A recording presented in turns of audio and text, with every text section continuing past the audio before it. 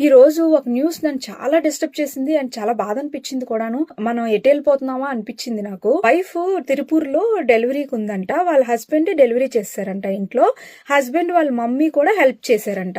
ఆవిడ చనిపోయింది. విషయం ఏంటంటే జూన్ 24న యూట్యూబ్ లో వీడియో చూసి 28న డెలివరీ చేశాడంట. ఆయన యూట్యూబ్ చూసి డెలివరీ చేశాడంట.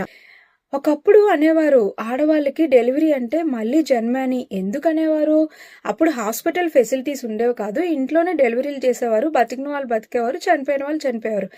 ఇప్పుడేంటి ప్రాబ్లము? ఇప్పుడు డాక్టర్లు ఉన్నారు, హాస్పిటల్.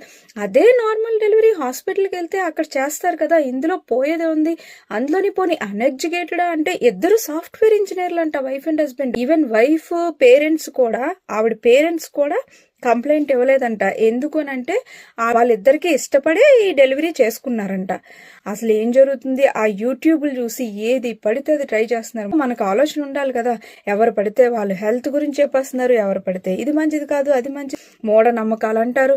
ప్లీజ్ అట్లీస్ట్ వాళ్ళు చెప్పే దాంట్లో ఎంతవరకు నిజం ఉందో, పాసిబిలిటీ ఉందో ఆలోచించండి. అంతేగాని మీకు మీరు ఏది పడితే అది ట్రై చేసేస్తూ ఉండకండి.